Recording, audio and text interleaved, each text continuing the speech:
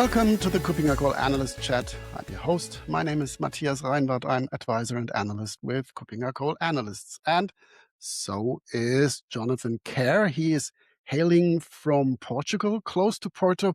Good to have you. Hi, Jonathan. Hi, Matthias, and thank you for having me on the Analyst Chat again. Right. So how is weather in Portugal? How are you doing in Portugal? Doing pretty well, actually. We've just started going into the warmer season. So that basically means it's t-shirt weather once again, and I'm hoping my roofer finishes the roof repairs so I can get my solar panels back and stop paying for electricity. And so, Okay. Okay, so yes, no, all the it's basics also are valid in Portugal, unfortunately. So you need to take care of electricity and weather and the roof. absolutely. But yeah, no, it's very agreeable here. Looking forward to the season getting warmer. Right. And do I believe you or don't I believe you? That's the question that what we actually want to talk about today. We want to talk about misinformation, disinformation, and trust. And this is something that will be a key topic also at our event in May for EIC, but it's a key topic for everybody. So um, to have a proof that it's relevant, can you give just for the recent months or years some examples where misinformation and disinformation really spreads and really does harm? I don't want to delve into the complex and tense geopolitical situation we all find ourselves in, but let me give you one example. I had a conversation with the General Medical Council, who are the organisation in the UK that regulate and can disbar doctors from practicing. So they are the legislative board and have legal powers. They said to me, this is during COVID, that they saw doctors going on Twitter and on YouTube, and saying that, vaccines were not effective. And, I think one of them was saying we should all just drink chocolate milkshakes and that would make it better, without delving into the rights and wrongs of vaccines. And I know there are, strongly held beliefs on that. The Medical Council's view was that it is a matter of medical policy that vaccination is effective, and that is the line doctors should be following. And failure to do so is a fitness to practice issue. In other words, they can lose their license.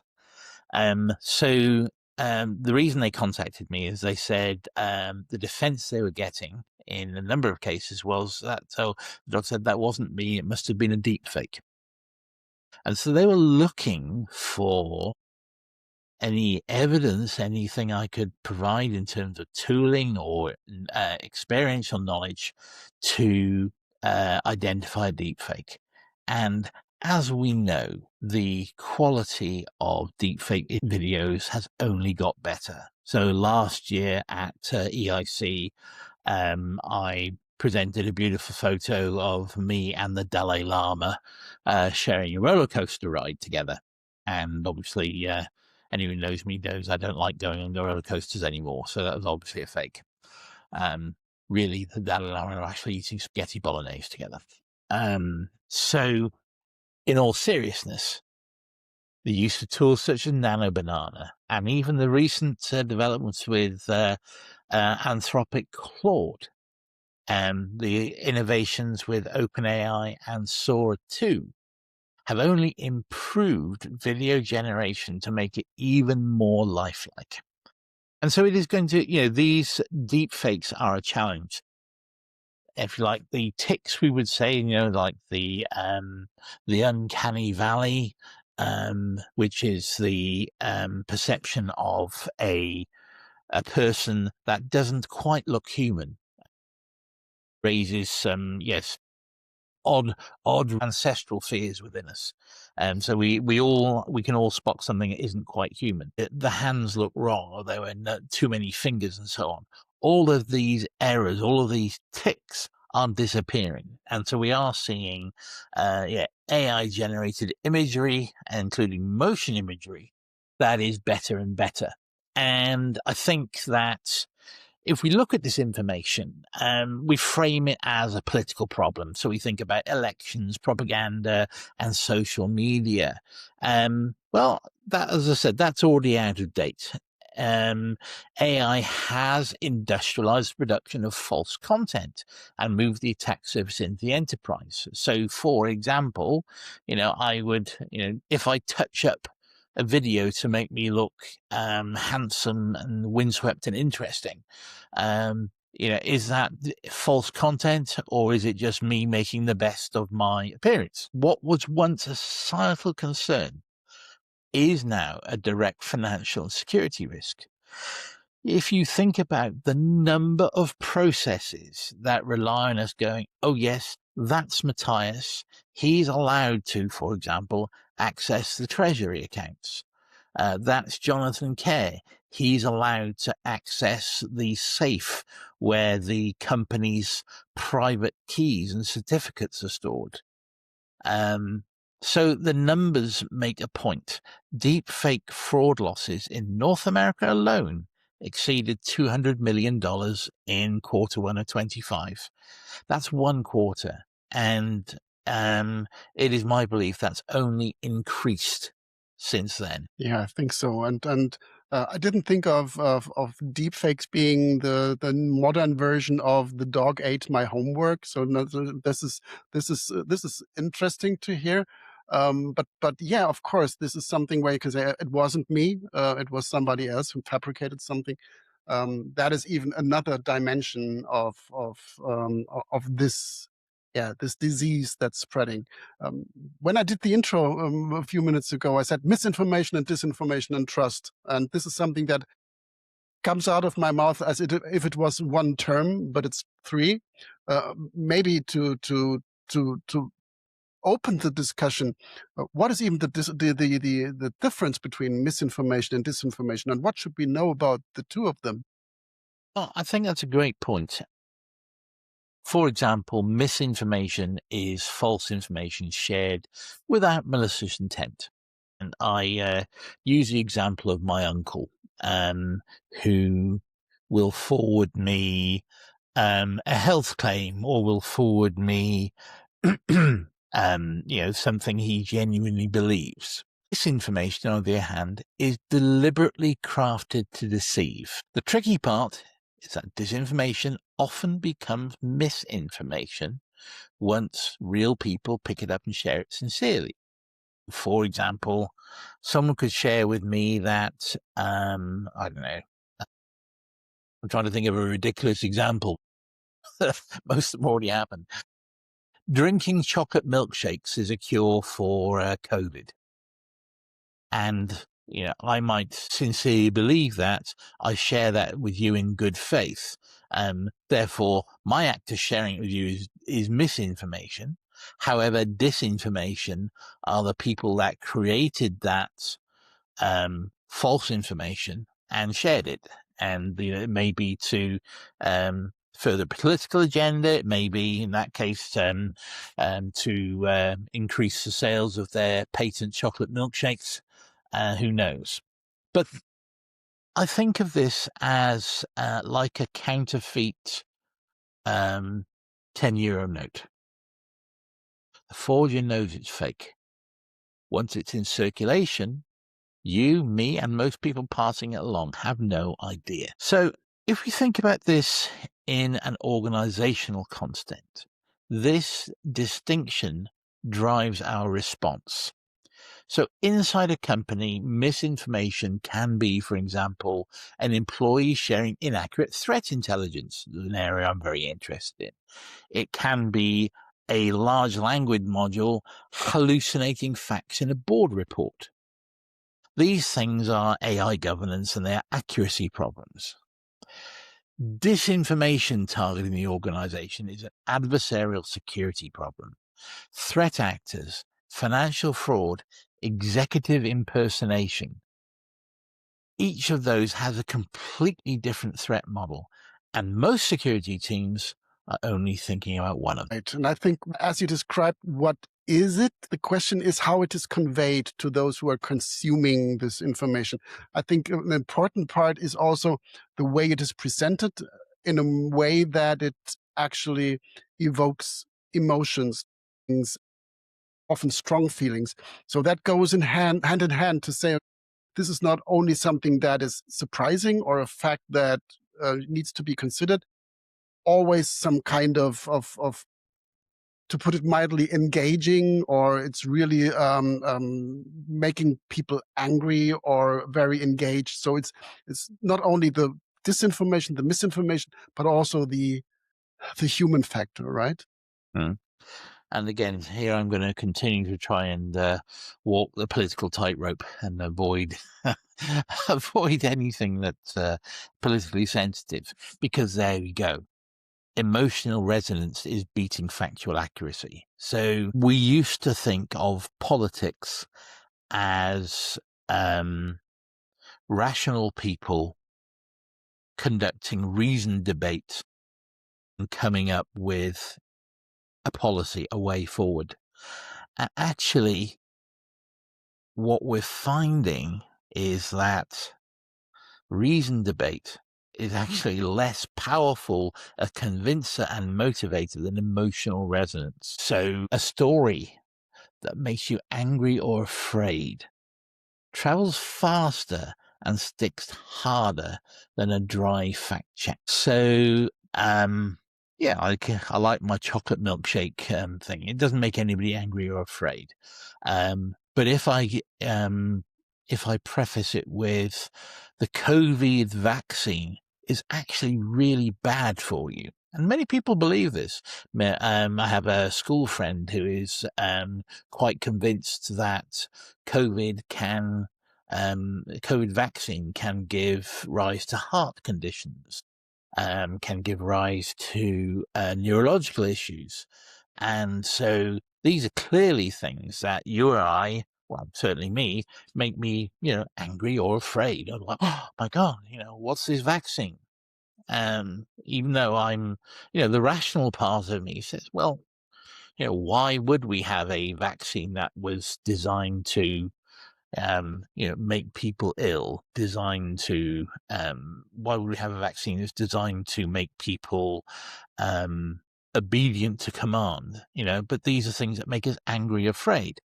And I'm sure you've heard those rumors. And I think when I was mentioning that, I think I saw you nodding along. So those stories are familiar to us, and they travel fast, and they are much more than a dry fact check and so on. So it's very hard once these highly emotive stories are out. Debunking them is like trying to put toothpaste back in the tube. One of my favorite authors, the late Terry Pratchett, had a phrase. He said, a lie can travel around the world while the truth is still getting its boots on. And there's this kind of idea. So more interestingly, what if we talk about pre-bunking rather than debunking? How can we inoculate people against these manipulation tactics before they encounter them? How can we teach them the pattern of the trick, not just correcting a specific lie? And again, this applies within organizations too. Security awareness training. And I know both of us have just been through, I think, some security awareness training from our employer. We teach people how deepfake fraud works. This is what if you see a video from our CEO saying, hey, I need you to send me your password, or hey, I'm stuck in a foreign country, I need you to send me 500 euros. Teaching people how these deepfake fraud works before they encounter it is actually more durable than a policy that says, well, if anybody asks you to transfer money or give away your password, then you need to verify it and so on. Now, actually, the fact, again, that I'm sure many of us are listening to the podcast going, give away your password, I'd never do that. Good. That's an example of pre-bunking, inoculating, training people against that manipulative tactic. Before, and people like yourself, and I guess myself as well, who are security practitioners, before we started engaging in security awareness training, there were a lot of people, and there were studies done in Liverpool Street Station in the UK. People were offered a candy bar if they could supply their password, which they happily did. Now, fortunately, we have a security awareness mindset saying, no, actually, don't just believe a video. Don't believe an email saying, I need you to send me €500. People are now, if you like, engaging with a more critical mindset, a critical thinking faculty. I fully agree. I think education can be one key to solving this, but you've mentioned it in your introduction earlier to say, okay, there are so many sophisticated tools out there which can be operated at scale so that they are, or the adversaries, they are really in a position to just throw out that many disinformation and misinformation that even this debunking process is too slow to deal with the sheer volume of disinformation. Isn't that another issue that we are facing when we are consuming all these signals on a daily basis? Back in my single days, I observed that there are a number of ostensibly young, attractive women who were contacting me and expressing romantic desire and fascination with my somewhat homely features. And, they would be of various different nationalities. And I think a very common one was the ivory-skinned Korean, Japanese, Chinese young lady. You mentioned that I'm from Portugal. Well, actually, perhaps now, if someone was trying to romance scam me, they would send a video call of a Portuguese woman. That maybe I'm more interested in someone who is local, as I am happily married, so hopefully I am not vulnerable to that particular tick. But you bring up another interesting point. If it's not one source, if instead you have a multitude of orchestrated sources flooding with contradictory claims, chocolate milkshakes can cure COVID. No, it's not chocolate milkshakes. You need to drink colloidal silver. No, colloidal silver doesn't work. You need to eat grass. No, grass doesn't work. You need to drink neat vodka. I can see many analysts being quite fond of that last one. The goal with the fire hose of falsehood, I call it, is to flood our information zone, if you like, the arena in which we consume information, with all these different contradictory claims, which exhaust our critical faculty, and we give up trying to figure out what's true. And, I've done it myself. I said, I really, really don't want to watch the news.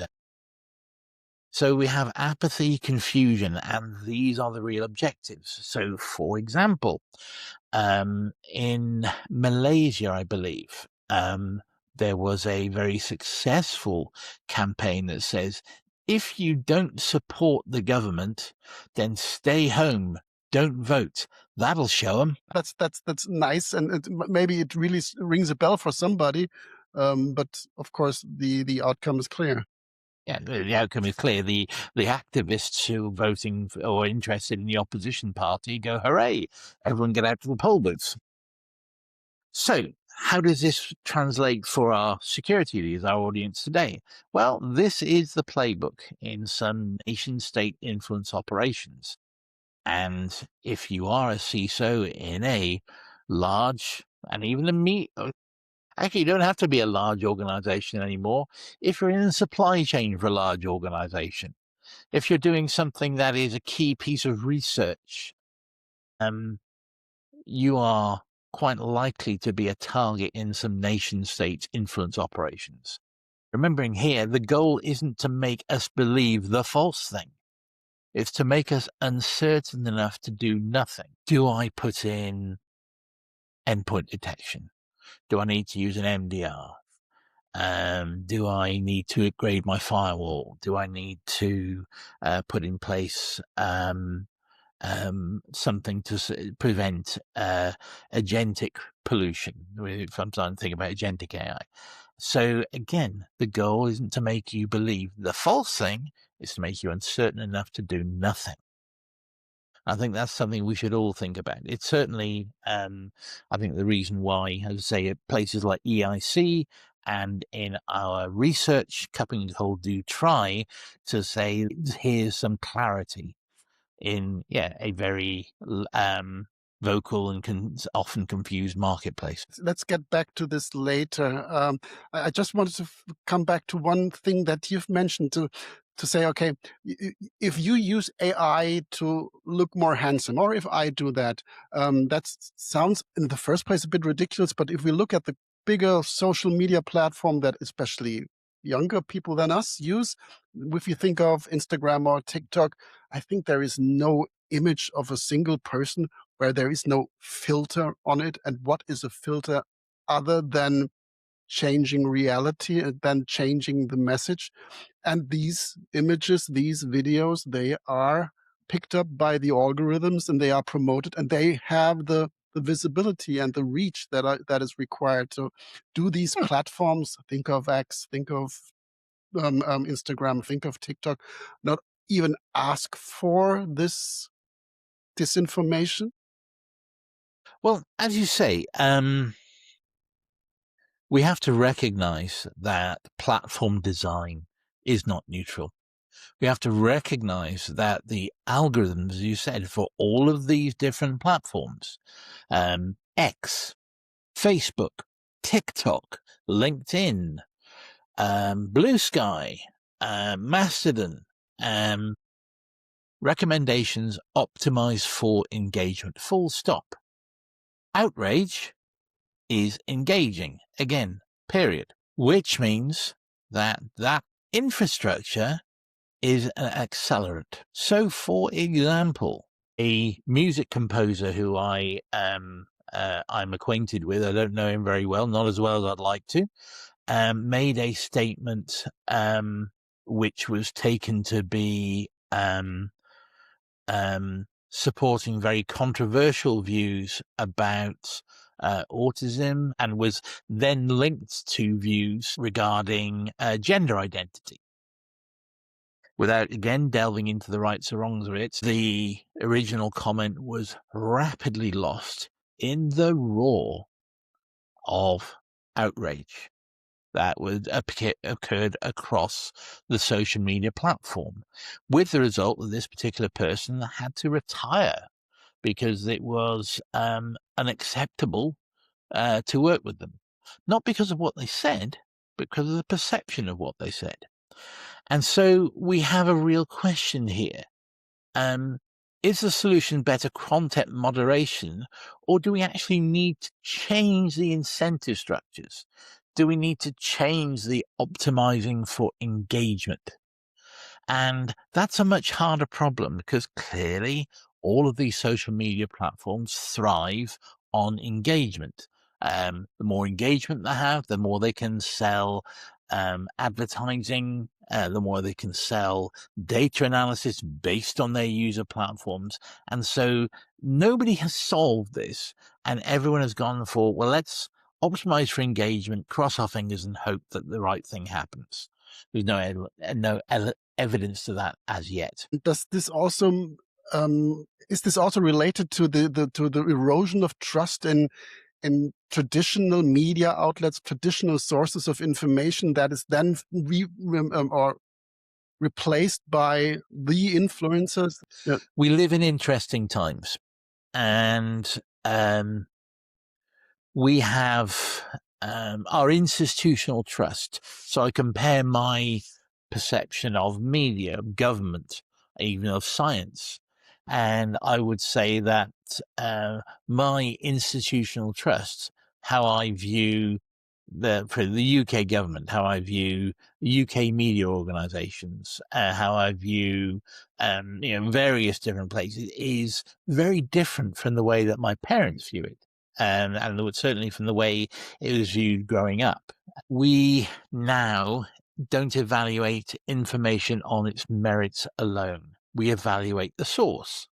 And I'm sure many of you listening on this podcast will say, well, yes, of course we do. Why wouldn't you? If we lose that institutional trust, it creates a vacuum. And as we know, nature abhors a vacuum.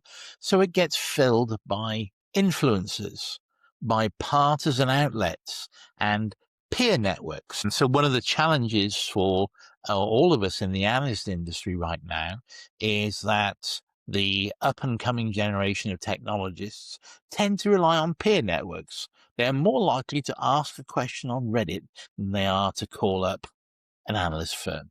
And so we have to change how we are working to make ourselves authentic and to make ourselves accountable through different mechanisms, because these new modes of communication, influencers, partisan outlets, and peer, they feel more authentic, but they have fewer accountability mechanisms. And so we need to rebuild trust in this new generation of technologists. This actually does translate to security leaders who are seeing a new generation of employees coming in. When your employees don't trust official internal communications, they fill the gap with informal channels and rumor. And of course, you would say, well, ever thus, the water cooler gossip has been a thing since time immemorial. But as I say, it's changed. It is now far more primal. Information security depends on a functioning chain of trust. And this means that if you have a disinformation attack that breaks that chain of trust, if you have disinformation attack that actually tries to replace that chain of trust, because our institutional trust in authority is very different now, and indeed the next generation will be different again, disinformation attacks are quite powerful. Trusted messenger problem is one that is going to be a problem for all of us in our employment as well as our personal lives. But I remember many years ago, there was an initiative by the musician Peter Gabriel who handed out video cameras to make sure that there's proof of things going wrong when it comes to states behaving inadequately, to policemen behaving inadequately, etc. So the video camera and the product of the video camera was the actual proof to say there's something going on. Today, when we have that good fake information, videos, deepfakes, whatever, does that not render the actual evidence not as important, not as trustworthy? And maybe is this not even a bounce back from the availability of this deepfake? So to say, okay, I do not trust even a legitimate sources because I don't know if it's legitimate. So it's very interesting. You mentioned what Peter did many years ago, and the axiom of truth, the epitome of truth was video evidence. That's where the phrase came from. We are now very aware of deepfakes and AI generated content, and so again, everybody smiled when I mentioned the Dalai Lama and me, but clearly I was deep faking. And we now have a paradox, which I would call the liar dividend. Real evidence can now be dismissed as fake. If you go back to the anecdote I came in with about the General Medical Council trying to regulate practitioners, they were saying, well, no, that was a deep fake. A politician, when they're caught on video saying something damaging, has just claimed it's AI generated. So this mere existence of sophisticated fakes gives bad actors plausible deniability for things that in fact are completely real. In my view, this is as dangerous as the fakes themselves. We don't just believe in the false things, we lose confidence in true ones. And this is actually, I think, the most underappreciated aspect of the whole problem. I mentioned my parents, and they're in their 80s. My mother is a retired medical practitioner. And she said to me, I don't know how people of my age cope with some of the challenges with the UK's National Health Service. It's, I wouldn't be able to manage without my training in medicine to make sure that we get the treatment that we need. Now, of course, not everybody of my mother's age is a retired medical practitioner. In fact, I'd say they probably a very small percentage. So this liar's dividend is something we all need to be careful of. And as security leaders, again, you need to make sure that the information you provide, the training and the awareness you provide is unimpeachable. Because the moment somebody says, that's just his opinion or her opinion, and here's evidence to the contrary, the role of security leader becomes much, much harder. Understood. And in the end, when you translate that into the organizations, into the enterprise, into business, that is actual risk. But now that we've come full circle, we are back at EIC. We need to understand what is out there, and maybe you can describe this a bit. But also, how can we make the right steps for preventing our employees, our colleagues, fall victim to such a thing, and to get better in identifying that, because this is a real risk and it will be something that we have to deal for the next years with. First of all, what are the attack vectors and what can we do?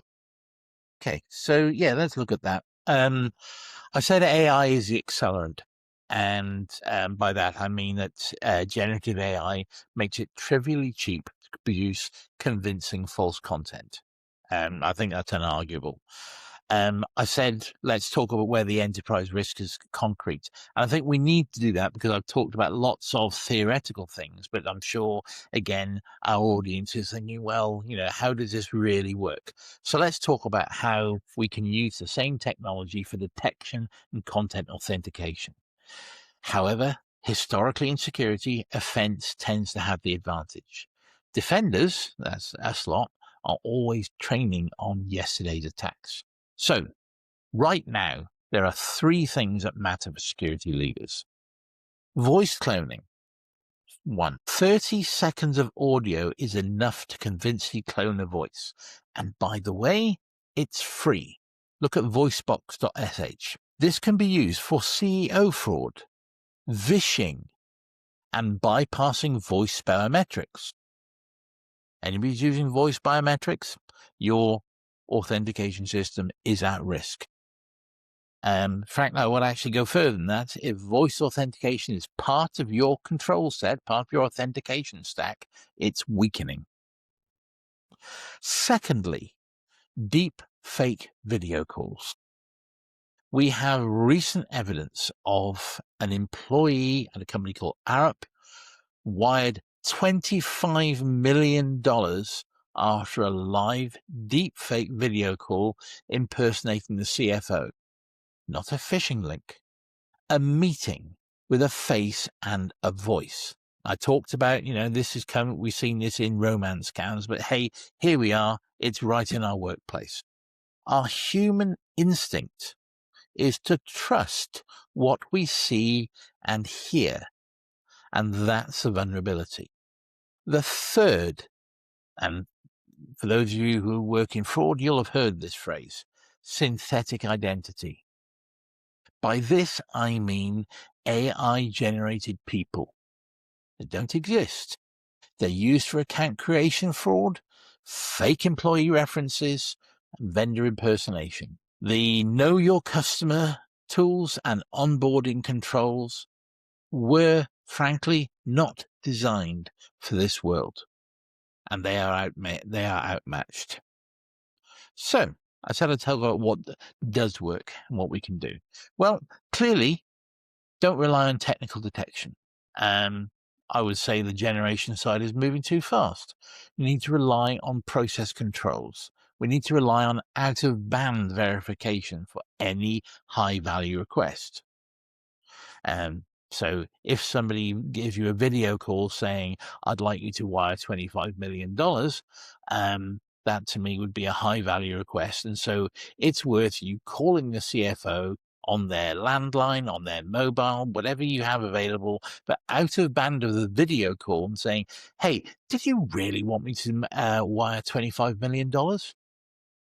Regardless of who appears on the call. Even if it's a CFO with a reputation of being grumpy, if it's a CEO who's got the reputation of firing people who don't comply with his demands, it is important, and it's important in our security awareness training, that we empower people with the ability to question what they are being presented with. Again, dual authorization for wire transfers. It's actually much harder to scam two people than it is one. And there's a whole host of psychological reasons why this is. But nevertheless, if you are trying to scam me to send a wire transfer, it's going to be much harder if you have to scam Matthias as well. Code word communications. But again, this is a shared secret. We know that shared secrets are vulnerable, but they can help in sensitive executive communications. So all of these tools can help us defend.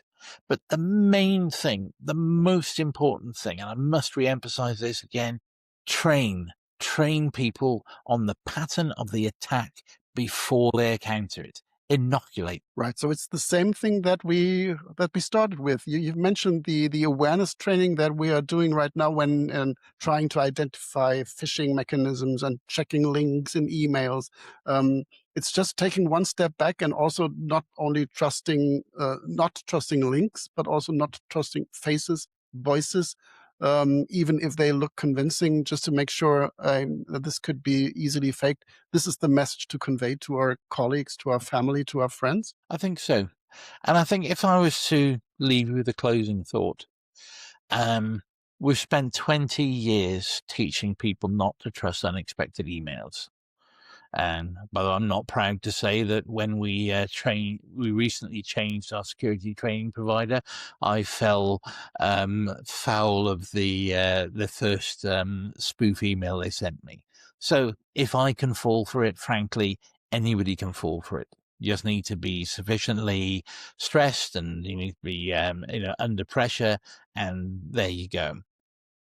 But we now need to teach people not to trust unexpected voices and faces. That's harder because trust in human perception is deeply wired. We are biologically inclined to believe what we see and hear. And so we need to make sure that we're one of those organizations that does adapt and adapt fast. We need to have new process controls, new identity verification, and the cultural awareness to question a face on a screen. That will be the real advantage. And this also demands for some bravery to say, okay, yeah, I dare to do so. I do not trust that this is my CEO, that this is my colleague that I've met last year, but he's in the department in the US.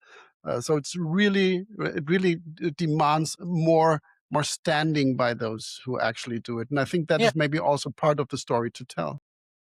There is, and I mean, there's been some psychological research done on the different personality types in organizations. People who are rule makers, rule shakers, rule followers, rule blockers. And we need to, again, tune the message for each of these different personality types. But yes, ultimately, it's the CEO, the CFO, all the senior executive leadership of a company to say, you are empowered to question. If it's me, you will not be fired for questioning this. In fact, you could even change it. We will reward people who successfully challenge a deep fake. So I think there's a lot of motivational tools we can use here, but the most important thing, as I say, people need to feel it's okay to ask questions. It's okay to challenge. A new type of second factor being built into the brains of our colleagues. So to really double check whether this is something that is really is okay. So thank you very much, Jonathan. That was really interesting and really went full circle. We went from TikTok to filters to your parents up until to how can we protect our enterprise. And I think that is really the full scope of this topic of misinformation slash disinformation and trust. We will follow up on that at EIC. Of course, it will be, it is baked into the overall fabric of identity, because this is where attackers are trying to fool us. Any final words before we close down? I echo that. I know there are some vendors who are really working hard to challenge this, and I know that many of them are going to be at EIC. I look forward to talking with all of you and, as I say, workshopping, discussing this problem, and maybe we come up with some innovative solutions to this in this area. Thank you. And for the audience, if you have questions, please leave them below this video on YouTube or send Jonathan or me a mail. If you have any suggestions how to work even more in this topic and to have another episode on that going into more detail, let us know. Send us your questions. If you want to talk to Jonathan just about this topic, or to me, please reach out to us. We are happy to do so. For the time being, thank you very much, Jonathan. Thank you for your time. This has been a longer episode, but it was worth every second. And I'm really looking forward to having you soon on this podcast, and see you next time. Thank you, Jonathan.